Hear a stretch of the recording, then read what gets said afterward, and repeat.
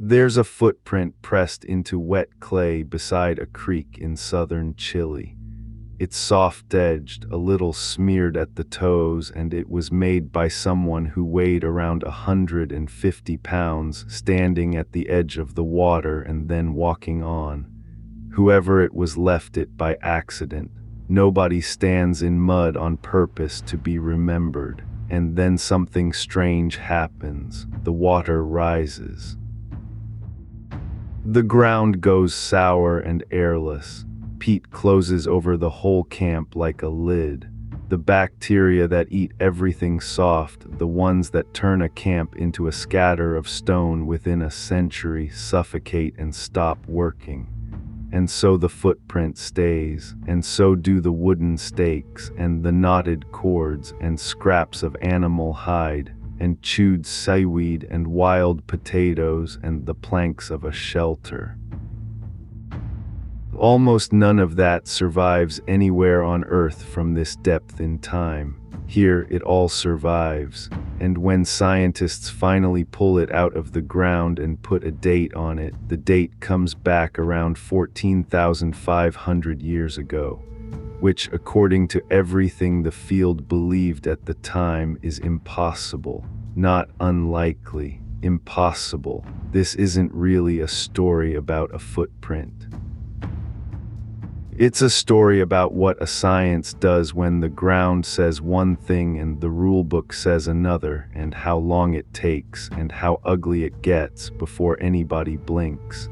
Meet Isle. Isle is invented, a stand-in, because no name survives from this place and none ever will.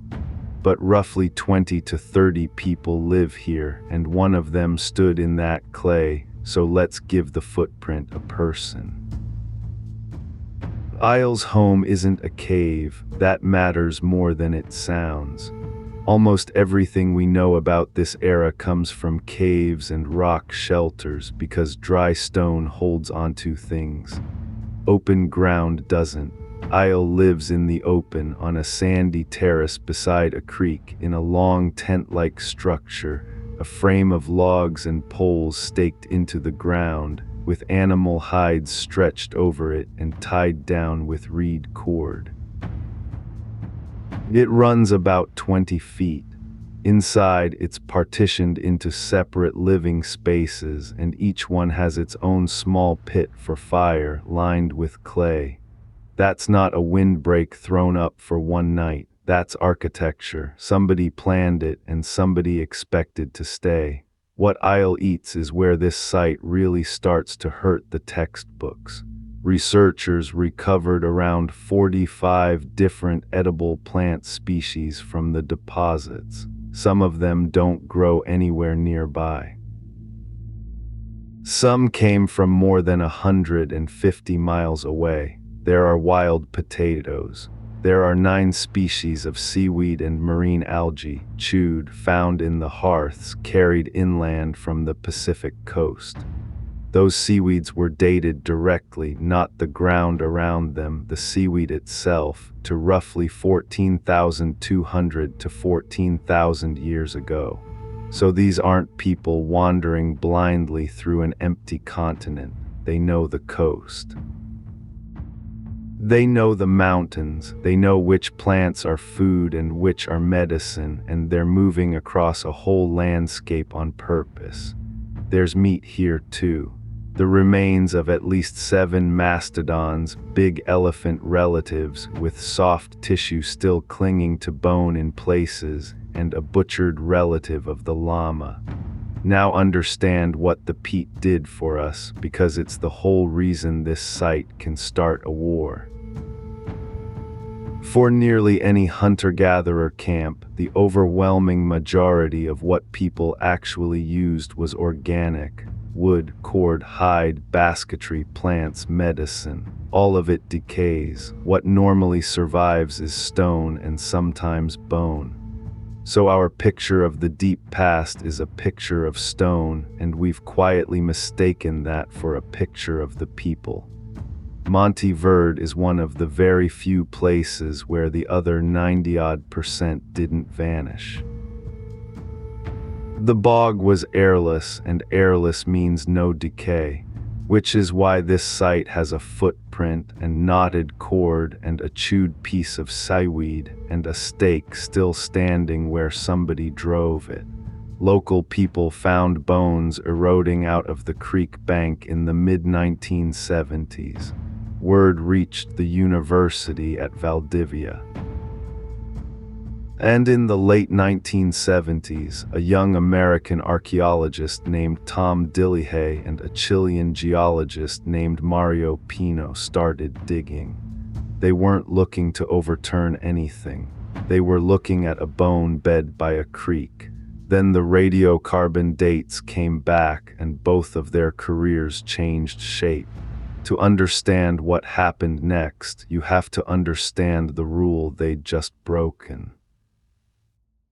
In the 1930s, near Clovis, New Mexico, archaeologists found long, elegant, fluted stone spear points lying with the bones of extinct Ice Age animals. The points were distinctive, a channel flaked up from the base on both faces, hard to make, unmistakable once you've seen one, and they started turning up everywhere. Across most of North America, the same technology at roughly the same moment. When the dating got good, that moment landed around 13,000 years ago. Out of that came the model that ran American archaeology for half a century. It's usually called Clovis-First, and it goes like this. During the Ice Age, two enormous ice sheets covered Canada and pressed together, sealing the continent. As they began to pull apart, a corridor of open land opened between them. People walked from Siberia across the exposed land bridge into Alaska, waited, then came down that corridor into the heart of North America. They arrived carrying the fluted point. They spread with astonishing speed. Everyone in the Americas descended from them. And here's the part people usually skip and shouldn't. That model was good. It fit the ice. It fit the artifacts. It fit the dates. It made predictions, and the predictions kept coming true. Dig below the Clovis layer and you found nothing. It also did real work as a filter. For decades, people had been announcing impossibly ancient sites in the Americas, 100,000 years, 200,000 years, and when specialists went and looked, the tools turned out to be broken rocks and the dates turned out to be contaminated. The rule wasn't stubbornness for its own sake. It had been earned by watching claim after claim fall apart under examination. So by the 1970s, the profession had built itself a very high bar, and it was proud of that bar. To be taken seriously as a pre-Clovis site, you needed unambiguous artifacts in undisturbed ground in a clear layer, with dates from reliable material directly tied to the human material, and no mixing by water or animals or frost. That's a fair bar. It's also in practice an almost impossible one because real dirt is messy, rivers move things, and every site has some ambiguity somewhere in it. And a bar that's fair in theory and impossible in practice does something specific to a field. It stops being a test. It becomes a wall. Now put Isles Camp against that wall. The date isn't just a little early. Monte Verde sits near the far southern end of South America, something like 10,000 miles of walking from Alaska, through every kind of terrain a hemisphere can throw at you. If people are living comfortably down there, in built shelters, with a working knowledge of coastal seaweed and mountain plants, 14,500 years ago, then the first arrivals had to be earlier still.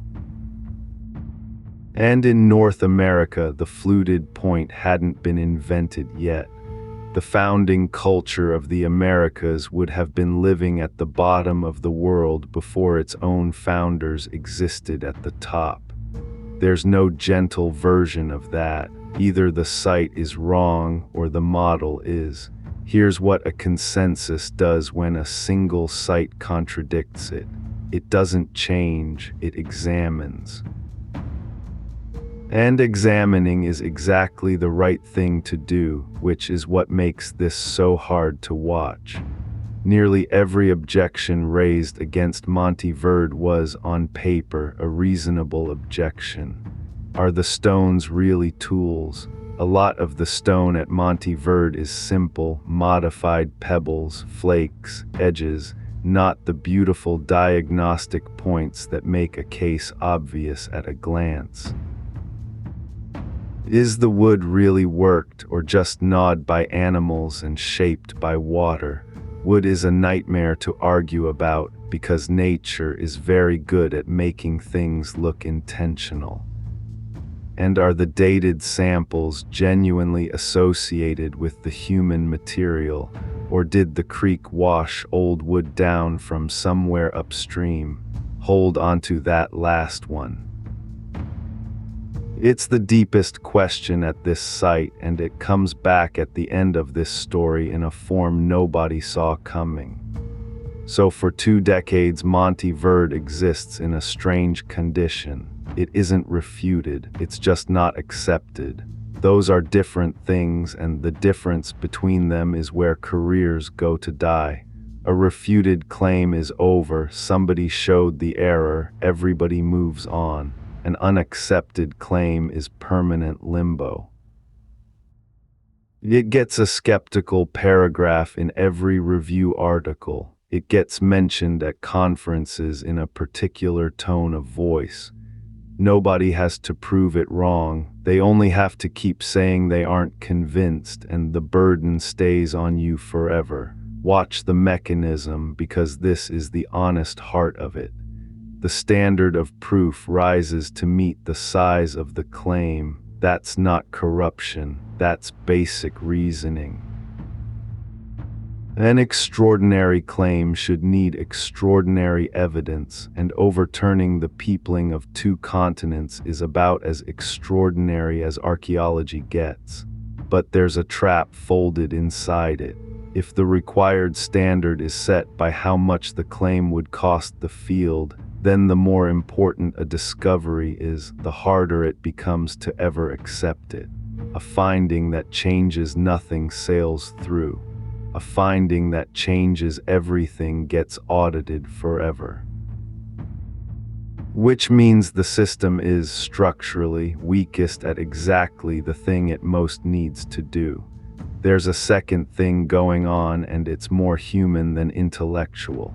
Careers are built on the model. Textbooks, syllabi, grant proposals, decades of interpretation, all of it assumes the same starting date. If the date moves, a great deal of published work quietly becomes wrong. Nobody has to be dishonest for that to slow things down. It's enough that the cost of being convinced is high and the cost of staying skeptical is 0.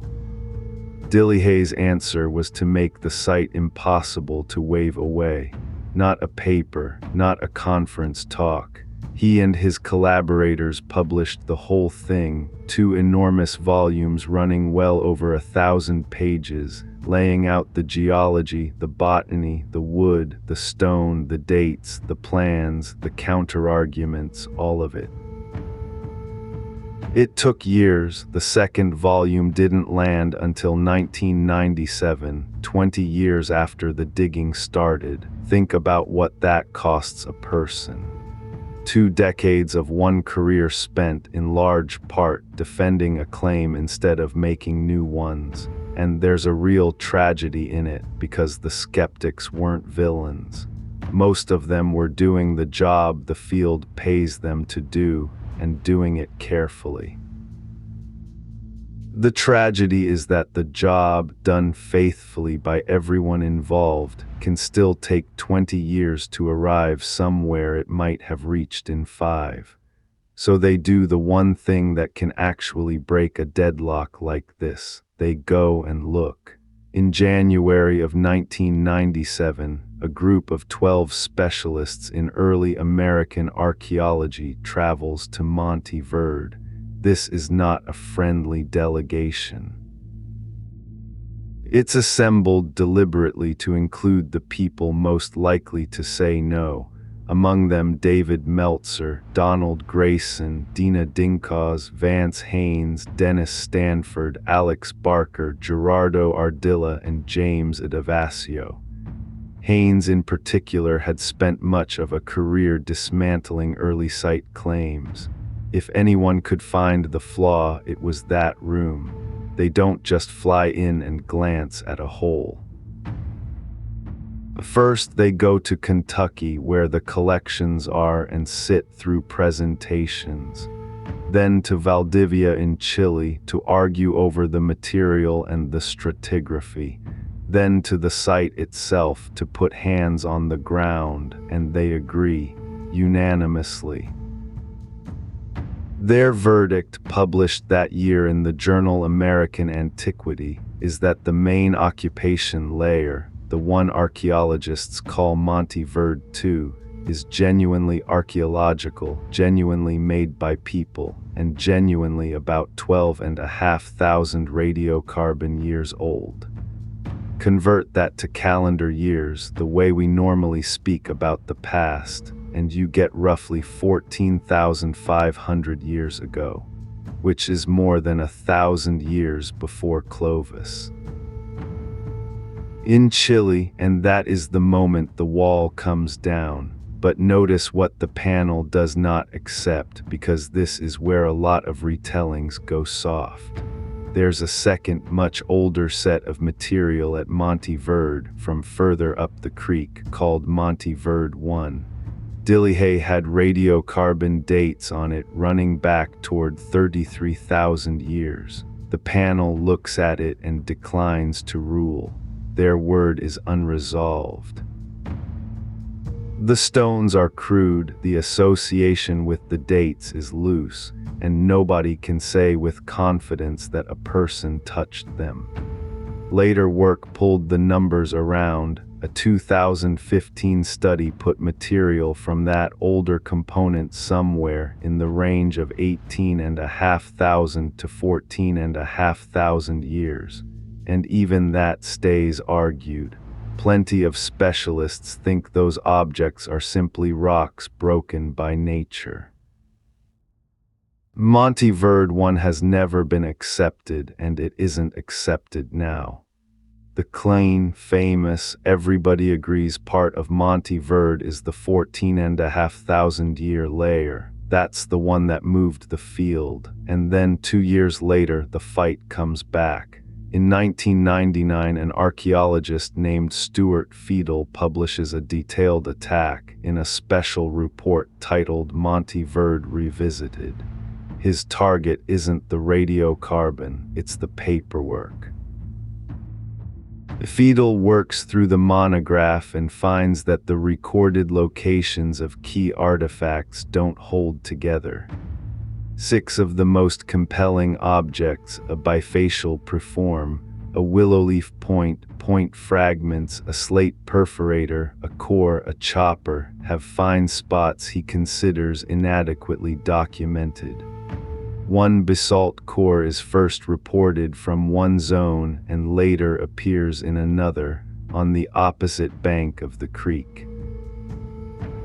Objects found more than 30 meters apart are discussed as if they were associated, and one tool photographed in place in worked wood turns out to have been positioned there by the excavator for the photograph.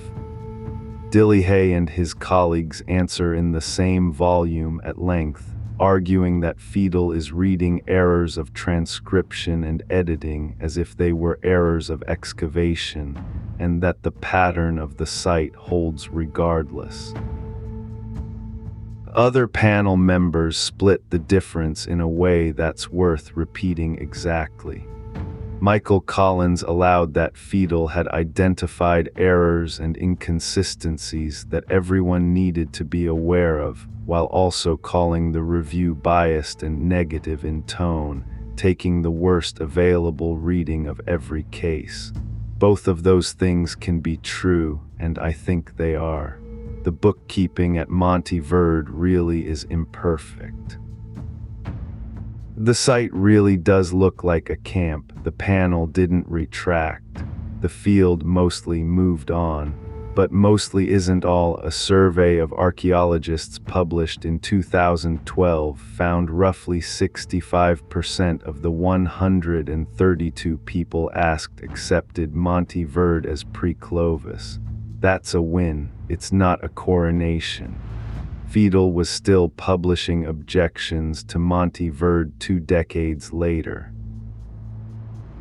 Take away Clovis-First and you need something to put in its place. The leading answer is the coast. If the interior corridor was blocked by ice, the shoreline wasn't. A boat using people moving down the Pacific Rim could travel fast, following a continuous belt of shallow water food, kelp beds, shellfish, fish, sea mammals, from Northeast Asia all the way down the Americas without ever needing to solve a new ecosystem. That route explains how somebody gets to southern Chile early. It also explains why the evidence is thin, because the Ice Age coastline they'd have used is now under 100 meters of seawater. It's a strong, well-argued hypothesis. It is not a proven fact, and it's worth saying so plainly. Then there are the other early sites, and they are not all in the same condition. Paige Ladson in a Florida sinkhole has butchered mastodon bone and a stone knife at about 14,550 years, well documented, widely accepted. Cooper's Ferry in Idaho runs back toward 16,000 years with a stemmed point tradition that clearly predates Clovis. Paisley Caves in Oregon has human coprolites at around 14,200. Those three are broadly solid. The field has absorbed them. Then there's Chiquihuite Cave in Mexico, where the claim runs to 33,000 years, and there the argument is fierce, with many specialists holding that the supposed tools are natural rock fall and fracture, not artifacts at all. And then there's White Sands. In a dry lakebed in New Mexico, researchers reported a set of human footprints, dozens of them, adults and children walking, running, one person carrying a child. Seeds of an aquatic plant in the layers dated them to between about 23,000 and 21,000 years ago. That's not a small revision. That's people in North America at the coldest point of the last ice age, thousands of years before anyone thought passage was possible. And the objection was immediate, and it was a good one. Aquatic plants take up carbon from water that can itself be ancient, which can make a radiocarbon date read far too old. So the response was to go back and date something else. A study in 2023 used pollen from land plants and a separate optical dating method on the sand grains and got the same answer. Then in 2025, another team radiocarbon dated the lakebed mud itself, split the samples between two independent laboratories, and both came back at roughly 20,700 to 22,400 years ago. That's 3 separate lines of evidence agreeing, which is how you're supposed to do it. Some skeptics remain unconvinced, but White Sands has moved a long way from where it started. Genetics gives us a third, independent handle, and it's the least dramatic and most useful voice in the room. Analyses of ancient and modern genomes indicate that the ancestors of Native Americans split from their East Asian relatives well over 30,000 years ago, with contact continuing until around 25,000. Then they sat isolated for thousands of years, the pattern usually called the Beringian standstill, before a single founding population diversified around 20,000 years ago and expanded enormously between about 16 and 13,000 years ago. The broad reading from the genetics is entry somewhere in the range of 15 to 25,000 years ago. That's compatible with Monte Verde. It's compatible at a stretch with white sands. It's not compatible with Clovis-First at all. So the wall is down and something more honest and more uncomfortable stands in its place, a range instead of a date and a lot of active argument, which brings us back to the creek, because this year this story did something no one expected. In March of 2026, a team led by Todd Survival of the University of Wyoming published in the journal Science the first study of Monte Verde carried out independently of the original excavators in nearly 50 years. They sampled 9 exposures along the creek. They report a layer of volcanic ash about 11,000 years old sitting below the occupation material, not above it.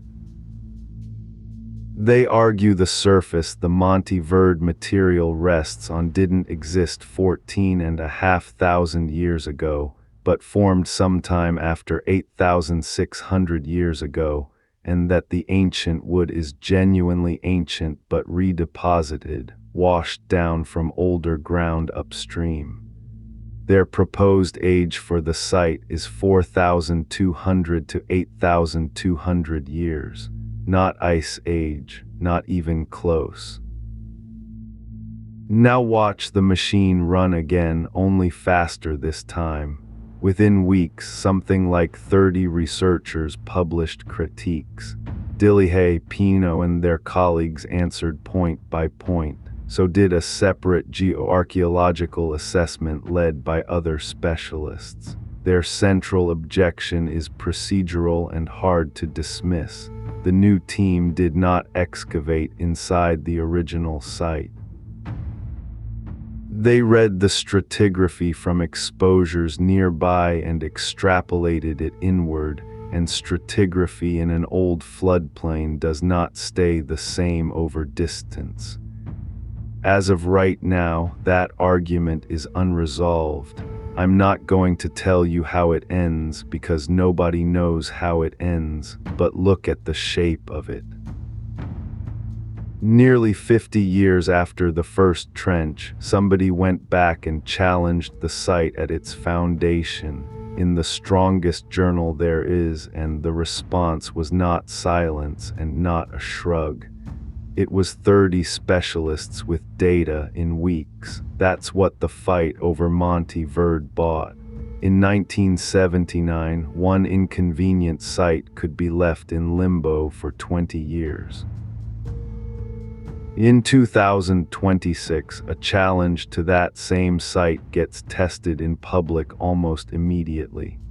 Here's the thing worth keeping. A consensus defending itself is not a scandal, it's the immune system. Most challenges to a well-supported model really are wrong and something has to say no to them.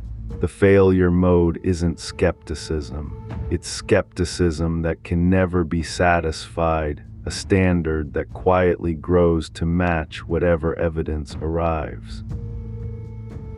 Monte Verde didn't win because someone found a knockdown artifact. It won because the evidence was published in full, and the harshest possible critics were flown to the trench and asked to look at it themselves. That's the only mechanism we've ever built that reliably beats a wrong idea, including a well-loved one, and underneath all of it, the footprint is still there. Someone stood at the edge of a creek in the cold near the bottom of the world and pressed a foot into wet ground and walked on and never knew they'd left anything at all. They weren't proving a theory. They were just standing somewhere.